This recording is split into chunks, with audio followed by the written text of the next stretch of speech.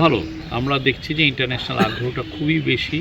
তারা দেখছে যে বাংলাদেশ একটা ডেমোক্রেটিক ট্রানজিশনের পর্যায়ে আছে এবং তারা আমাদের মতোই তারাও আশাবাদী যে বাংলাদেশে একটা স্মুথ ডেমোক্রেটিক ট্রানজিশন হবে, একটা সুন্দর ইলেকশন হবে, ফ্রি ফেয়ার পিসফুল ইলেকশন হবে।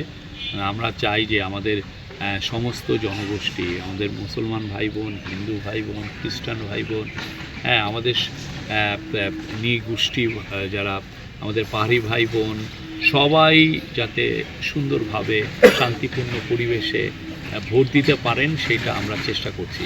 মাগুরে আমি এসে কথা বললাম এখানের অফিসিয়ালদের সাথে, তারা বললেন এখানে 301টি আসন আছে।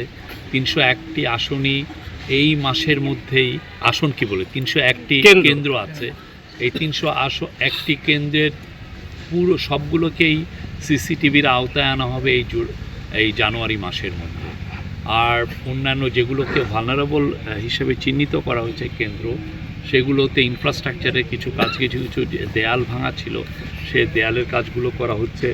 কিছু কিছু ক্ষেত্রে রাস্তাঘাট খারাপ ছিল, কেন্দ্রে যাওয়ার রাস্তাগুলো ঠিক করা হচ্ছে। তো আর অন্যান্য পুলিশের কিছু ট্রেনিংয়ের ইয়ে ছিল, 800 পুলিশ ট্রেনিং দেওয়া হয়েছে এই পুরো মাগুরা জেলায়। আমি আশা করছি এইরকম বাংলাদেশের যে 64টা জেলায় প্রত্যেকটা জেলায় ট্রেনিং হয়ে গেছে।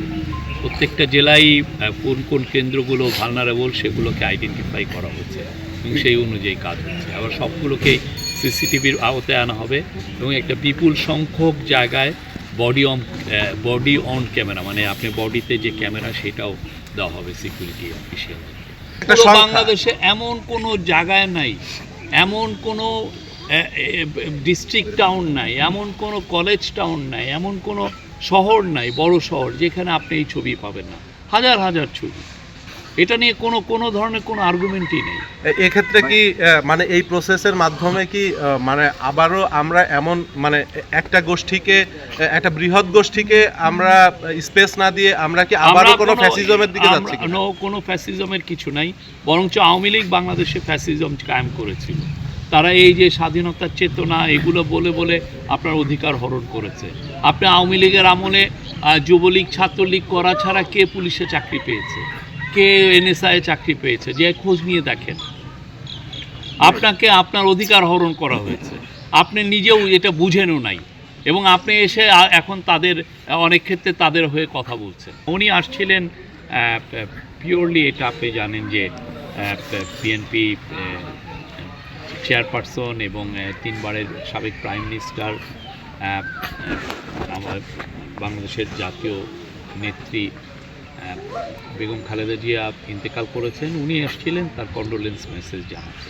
ভারতের সাথে বাংলাদেশের সম্পর্কটা কেমন? এই জন্যই এসেছিলেন জয়শঙ্কর, এই কারণে এসেছিলেন। এসে বাংলাদেশ ছিলেন, কিন্তু উনি যখন সংসদ ভবনে আসেন তখন তার সাথে আমাদের ল অ্যাডভাইজার এবং আমাদের ন্যাশনাল সিকিউরিটি অ্যাডভাইজার জাস্ট একটু ওনার সাথে এক্সচেঞ্জ মিটিং করেছেন। তারপরে উনি মূলত কথা বলেছেন বিএনপির অ্যাক্টিং চেয়ারপারসন তারেক জিয়ার সাথে। এটা একটা প্রক্রিয়া। ইন্টারন্যাশনাল ডিপ্লোমেসি তো একটা রুলসের উপরে চলে।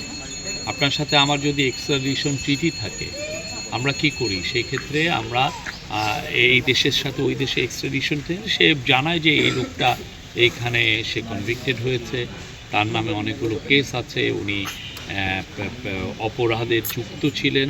তখন একটা তার কাছে আমরা ওই দেশকে আমরা চিঠি দেই যে আপনার এখানে এই লোকটা আছে। তো আমরা এই কাজগুলো তো করেছি।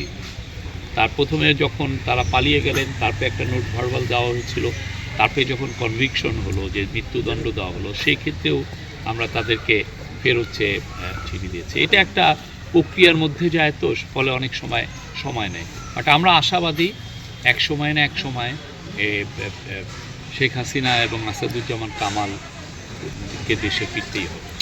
এবং ওরা তো বলেই নাই, বরঞ্চ আপনি দেখেন যারা তাদের যেই সমস্ত নেতাকর্মী বাইরে চলে গেছে তারা এমন হেন কোনো মিথ্যা নাই বলতেছে না, বলতেছে 3000 পুলিশকে মেরে ফেলা হয়েছে। তারা বলছে যে এই যারা এই আন্দোলনটা করলো, যে এই ছেলেমেয়েরা লাখ লাখ ছেলেমেয়েরা এরা সব জঙ্গি। আপনি এইগুলো জঙ্গি বলে পুরো পৃথিবীকে তারা দেখাতে চাচ্ছে যে এদেরকে মারতে হবে। তারা আরও ভয়ঙ্কর সমস্ত কথাবার্তা বলছে। তো এই জন্য তাহলে বাংলাদেশের মানুষ তাদেরকে নিবে কেন? কোথাও নিবে না। তারা যদি তাদের তাদের ভুল যদি না বুঝতে পারে, কেউ তাদেরকে নেবে। আর ভুল বোঝার আসলে সময়ও ছিল। আপনি 17টা মাস আপনি ভুল হয়ে এখন এসে যদি বলেন যে না আমরা ভুল করেছিলাম, সরি, এখন তো আপনার নমিনেশন ইয়েও শেষ, আপনার সময় তো আর নাই।